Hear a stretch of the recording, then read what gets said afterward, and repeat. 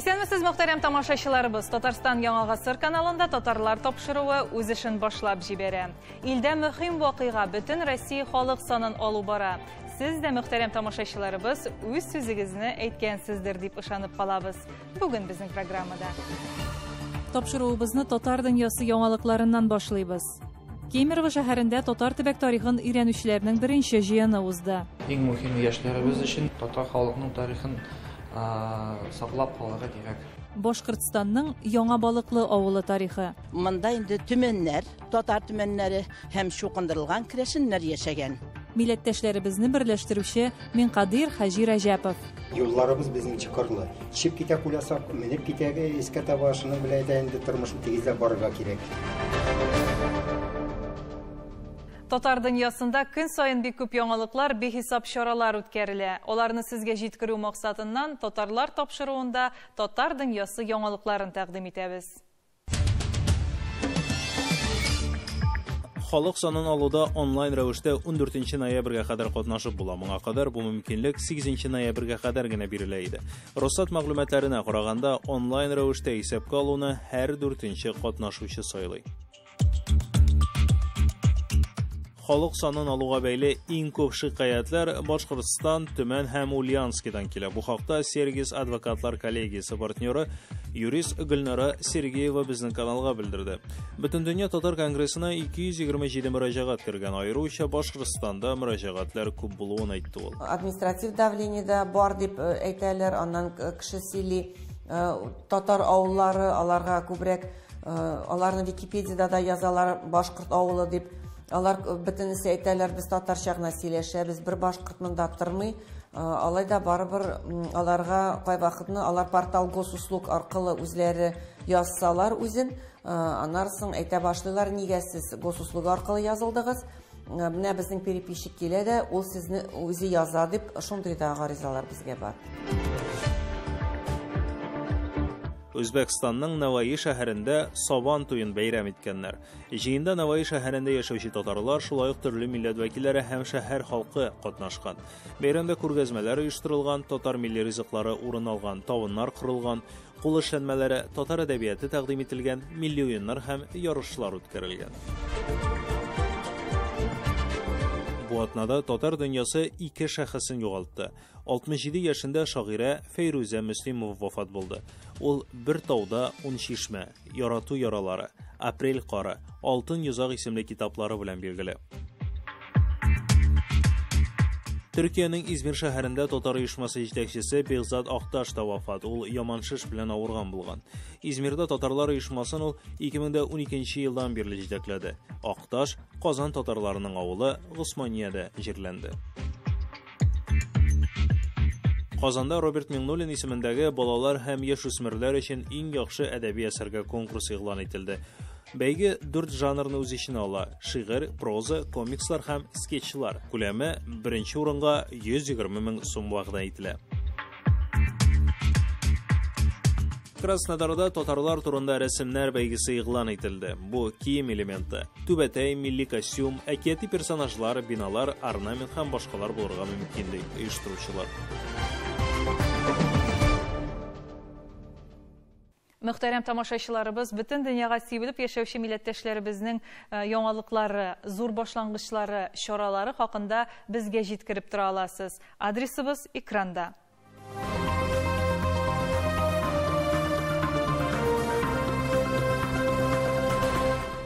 Кемерово шәһәрендә татар төбәк тарихын өйрәнүчеләрнең беренче җыены узды. Фәнни конференциядә 50дән артык кеше катнашты. Бүген Кузбасс төбәге турында язылган китаплар күп түгел ди тарихчылар. Шул ук вакытта татарның тарихи изе шактый тирән. Кемерово шәһәренең атамасы да татардан килеп чыккан дип саныйлар. Себердә татар тарихын ничек популярлаштырырга була? Фәнни җыенда яңгыраган төп фикерләрне Айзат Шәймәрданов тыңлады. Bu kitapta ilk birinci makalesinde, statiyasında bizning Novokuzneskiy şəhərin. Әнвәр Әширов Кемерово өлкәсенең Новокузнецк шәһәренең имамы, шул вакытта төбәк тарихын өйрәнүче. Аның кулындагы әлеге китап әле күптән түгел генә дөнья күргән. Кузнецкий шәһәрендә ничек килеп безнең бабайларыбыз татарлар килеп ярдәм итеп шушы 1617-618 елларны 1618 елларны килеп Томскидан килеп крепостьләр салганнар. Крепостьләр төзәргә ярдәм иткәннәр дә һәм шунда эшләп калганнар. Шуңа күрә татарларның бу Кузбасс җирләре татар җирләре. Китапның икенче өлешендә татар шахтерлары турында язылган. Ничек безнең бабайларыбыз, әбиләребез килеп шушы шәһәрләрдә, шахталарда эшләгәннәр, 15-16 яшьлек малайлар, кызлар килеп шунда урыннарын тапканнар, гаиләләр корганнар, шундый зур шахталарга кирип хезмәт иткәннәр, шундый татарлар бригадалары оештырмаганнар, архивларга таянып шушы китапта язылган. Бүген Кемерово өлкәсе Кузбасс татарлары турында язылган китаплар булса да җитәрлек түгел. Бу хакта аерым җыелып сөйләштеләр. Бу Кемеровода беренче татар төбәк тарихын өйрәнүчеләр җыены. Безнең максатыбыз менә үзебезнең тарихыбызны өйрәнергә, менә шушы тора торган җирдә яшәгән кешеләр үзләре шу тарихны табып, аны елдан ел дәвам итәргә, алда бирсә киңәйтеп өйрәнергә дә, алда бирсә бер яхшы үзебезнең татар халыкның тарихы буенча китап бастырып чыгарга шундый максат бар. Ни өчен дигәндә, безнең иң мөһиме яшьләребез өчен шушы тарих, татар тарихын, татар халыкның тарихын саклап калырга кирәк. Кемерово татарларының гомуми тарихы турында китап язар өчен шактый кызыклы мәгълүматлар тупланган. Шул ук Кемерово шәһәре атамасының нигезендә татар сүзе ята дип саныйлар. Беренче версия ул күмер сүздән. Шу без күмер шәһәре, шахталар, разрывлар һәм бар икенче версиясы. Бар шундый икиятме, риваятме, монда яшәде бер татар малае Тимир исеме. Һәм шушы исемнән булды авылның исеме Тимерово. Һәм аннан соң Тимерово булды Кемерово. Чыннан да, Россиягә кушылганчы Кемерово җирләре татар кулында була. Себер ханлыгы. Аннан калган татар авыллары бүгендә бар дип санала. Моңа дәлилләр табылып тора ди Ленина-Кузнецкий шәһәрендә яшәүче Закир Гәрәев. Безнең шәһәрендә бик күп татар булган, элеккегә. Ә мин зиратта саклаучы булдым, татар зиратында. Этим обнаружил курганы у нас. Иски зират бездә бар шундый. Татар зиратында вот шундый борынгы курганнар бар. Археологлар әлеге курганнарның урта гасыр чорына туры килүен раслый. Татар халык бик борынгы. Безнең вот ничек без кешеләр уйлыйлар бит, как будто бы татарлар, алар вот Татарстанда яшәләр. Ул татарлар, алар по всей Евразии яшәләр. Вот безнең халык. Реально именно вот представим себе, нашу возьмем Кузбасс, Кемеровскую область, да? Кругом безда топонимы на татарском языке. Алатау. Я чектами тоже и не думал даже, как это можно перевести Алатау. Безда елга бар, иня исеме, да? Ну, тыгнагыз, да? Иня, мама. Безда озеро шундай бар, да? Танай. Закир юк. Элекеге шулай әйтмәгәннәр Танай. А через черточку Атанай. Кемеровода татар тарихын өйрәнүчеләр елдан-ел арта бара. Бу ишаратында татарның үткәнен башка халыклар белән чагыштырганда күпкә тирәнрәк булуын күрсәтергә ярдәм итә. Әмма барыннан да төп максат татар тарихын популярлаштыру кирәк. Хәзер милләттәшләребез интернет һәм башка проектларга тотынган. Бу хакта киләсе тапшыруларда сөйләрбез. Айза Шаймарданов, Татарлар, Кемерово.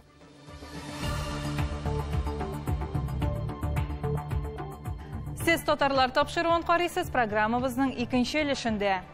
Башкортстанның Яңа Балыклы авылы тарихы. Монда инде төмәннәр, татар төмәннәре һәм шукындырылган керәшеннәр яшәгән. Милләттәшләребезне берләштерүче Минкадир Хаҗи Рәҗәпов. Юлларыбыз безнең чыкырлы. Чип китә куласап, менеп китәгә искә табашының белән дә инде тормыш тигезләп барырга кирәк. Хәзер юлыбыз Башкортстанның Бакалы районы Яңа Балыклы авылына. Ул Сөн елгасының уң ярында урнашкан. Халык бирегә 1860-1880 елларда сулыкның каршы ягыннан күченеп утыра. Хәзер Салада 744 кеше яши. Кибетләре, фельдшерлык пунктлары бар, мәдәният йорты гөрләп эшли. Онда Керәшен татарлары мәдәниятенә багышланган музей да ачылган. Ә менә мәктәпне япканнар. Хәзер балалар башка авылга йөреп укый. Башкортстанның Яңа Балыклы авылында Эльвира Хөснетдинова булып кайтты.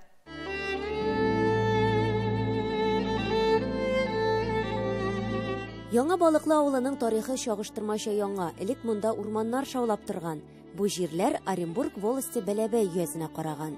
Биреге халык 19 гасыр уртасында гына күрше Иске Балыклы авылыннан күченә. Монда инде төмәннәр, татар төмәннәре һәм шукындырылган керәшеннәр яшәгән.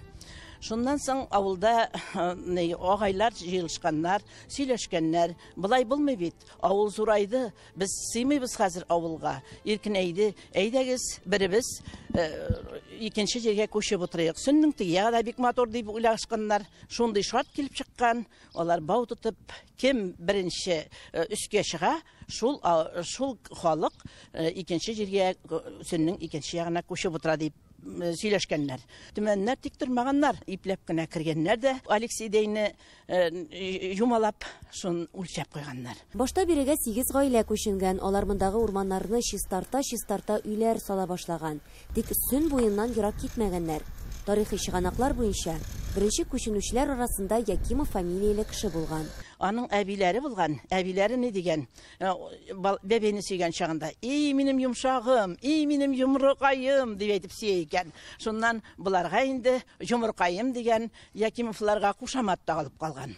Керәшеннәрнең ни дип кенә әйтеп кенә китәм инде, һәр берсендә кушаматы бар. Монда инде 5 Коля, 10 Петер, Алексейлар җидәү булырга может. Шуның өчен аларны инде кушамат белән нидәргә. Баштарак халык бик ярлы яшәгән. Урман эшкәртү һәм балык тоту белән шөгыльләнәләр. Су тегермәннәре булган, буа буганнар. Авылның исеме дә елга белән бәйле. Балык күп булган, аны ат арбасы белән ташыганнар. Бакалы ярминкәсенә барып сату иткәннәр. 1885 елларда беренче авыл мәктәбенә укучылар җыялар. Архив документларында язылганча, 1906 елда биредә 340 ир-ат, 398 хатын-кыз яшәгән. Инкыйлабка кадәр биредә 70-80 хуҗалык була. Ә инде 1913 елда биредә бик зур янгын чыга һәм ярты авыл янып бетә. Инкыйлабтан соң авылны торгызалар, төзекләндерәләр һәм хуҗалыклар саны 140-150гә җитә. Хәзерге көндә исә 200дән артык хуҗалык бар. 1946 елда биредә җиләк-җимеш совхозы булдыралар. Зур мәйданнарда грушалар, төрледән-төрле җиләк, алма, чия агачлары үсеп утырган. Бик бай совхоз була. Халык шунда эшләгән. Җиләккә дигән балалар бакчасы ачыла. Анда бүген 37 бала йөри. Заманында 2 катлы мәктәп тә төзиләр. Тик 2017 елдан ул ябыла. Балалар 7 чакрым узып район үзәгендә укый. Яшьләр бар әле безнең авылда. 37 бала, ул бу авылга бик күп инде. Мәктәбебез дә безнең бик әйбәт ул. Ул вакытта мәктәпне менә шул Бакалыда балалар җитмәү сәбәпле берләштерделәр дә куйдылар. Безнең мәктәп ябылганда 67 бала 9 еллык мәктәпкә. Шанасы да килмәй. Басуларда 1 гектар җир эшкәртелмәй. Алмагачлар бетте, карланлыклар бетте. Аерым предприниматель менә бер хатын-кыз и бер ир-ат совхозда шушлай эш тергезгән була әле. Берничә кеше печән чабу белән нидә шөгыльләнә инде. Но бу аз микътарда. Гадәттә мәдәният йорты авылның йөрәге була. Яңа Балыклыда да ул бик яхшы эшли. 250 урынлык мәдәни учакта китапханә дә бар. Менә безнең авылның китапханәсе. Китапханәсендә аерым бер почмагы татар язучыларының китаплары урнашкан. Китапханәдә 7000 китап, шуларның 500-е татар телендә. Биредә укып киткән драматург милләттәшебез Нәҗип Асанов белән бик горурланалар. Аңа һәм җиңел атлетика буенча 2 тапкыр Европа чемпионы данлыклы Светлана Үлмәсовага да музейда аерым почмак багышланган. Музей гомумән авылның көнкүрешен чагылдыра, ә Яңа Балыклыда миллилек, гореф-гадәтләрне саклау бик көчле. Балалар ансамбле төзелгәч, безгә инде чынлап та әллә музей ачып карау кирәк микән дигән ой келді, һәм біз балалар белән экспонатлар җыя башладык. Бу шөгыль белән кушылды инде әбиләрнең җырларын да яздыру. Җырларын яздырып, 25 катушный нидә минем аларның тавышлары бар иде. Безнең музейыбыз тулланды, матурланды. И шушы вакытта менә милли киемнәр сандыклардан тартып чыгарылды. Яңа Балыклыда Нур татар театры эшләп тора. 1965 елда ук булдырылып, 19 елга туктап та торган. Инде кабат тамашачыларны сөендерә. Узган ел Данил Салиховның Коткарыгыз каравыл әсәрен куйсалар, быел шул ук авторның Микулай дәдәйнең Бөер ташы пьесасына тотынганнар. Халык бик җылы кабул итә икән. Укытучылар йөри, воспитательләр йөри, монда бик яратып йөриләр.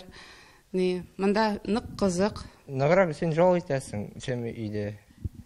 Мен, например, үзем Себердә эшлим, монда кайткач, әзрәк җиргәләштерәм шунда. Авыл халкы төрле хезмәттә мәшгуль. Ерак түгел урнашкан психоневрология интернатында, район үзәгендәге кирпеч заводында эшләүчеләр күп. Авыл үсә, төзекләндерелә. Ежегодно жилар салабыз за счет помощи поддержки республики, правительства республики. И в плане образования, культуры, безнең эшләр тоже шәп бара. Недавно буквально фольклорный ансамбль Жаман Балыклының Крәшин авылыннан Татария сезгә барып килеп, гран-при алып кайттылар. Мы рядом с вами соседи, постоянно общаемся. Үзем беләм кешеләрне сезгә киткән торга, үзем беләм лично кешеләрне сездә монда килгән кешеләрне торалар бездә, поэтому обмен происходит. Бакалы районы Татарстан белән чиктәш, Башкортстанның көнбатышында урнашкан. Бакалы авыл җирлегенә 7 сала керә. Киләсе тапшыруларыбызда биредәге тагын бер татар авылы белән таныштырырбыз. Илюра Хөснетдинова, Татарлар, Башкортстан Республикасы.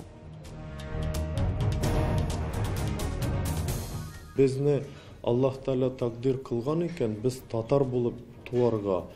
Бу өлештә без Аллаһ Тааланың тaqdirына шөкер итүчеләрдән һәм горурланып, үзебезнең татар икәнлегебезне таныйбыз, татарларга хас булган мәдәниятебез, үзебезнең гореф-гадәтләребез бар, алар белән горурланып яшибез.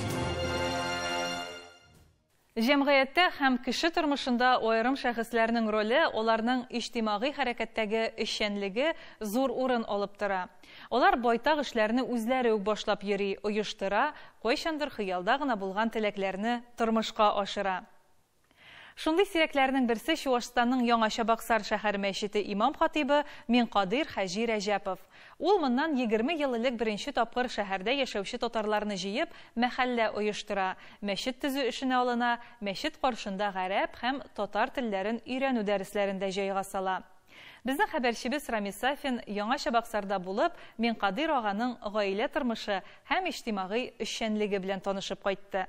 Тумышы белән республиканың данлыклы татар авылы шыгырданнан булган Минкадир абый 1979 елдан бері Яңа Чабаксарда яши. Зак еллар хәрби хезмәттә һәр төрле җитәкче урыннарда эшли. 2005 елда республика мөфтие Әлбир хәзрәт Кырганов аңа Яңа Чабаксарда мәхәллә оештырып, мәчет төзү эшен башлауны ышанып тапшыра. Алар бер ярты саат мине җайладылар шул нигә. Минкадир абый, давай тотын инде, эшлә инде, синең ишең юк. Шул вакытта мин эшсез идем. Аннан соң инде мин загуйладым шул ярты сәгатьтә дә, и мин ризалык биреп тотынып киттем. Рәсми мәгълүматлар буенча бүген Яңа Чабаксарда 6000-га якын татар гомер итә. Проект буенча берничә йөз кеше сыйдырышлы мәчетне бар тик садака акчасына гына төзеп чыгу һич мөмкин түгел. Халык арасында булганга күрә мин рәхмәтле шул чуашларга, алар мине тормышка күбрәк рәттеләр.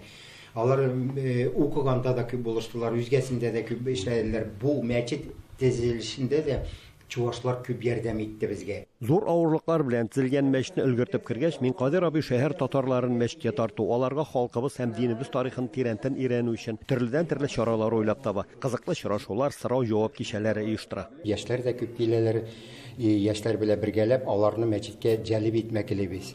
Алар үзләренең эшләрен без үзебезнең өчен генә бит мәчетне төзимибез. Үзебезнең балаларыбызга, аныкларыбызга нәрсә калдырганны шуларны белмәкелебез. Шунысы синдерә, мәчеттә олылар гына түгел, яшьләр дә килә.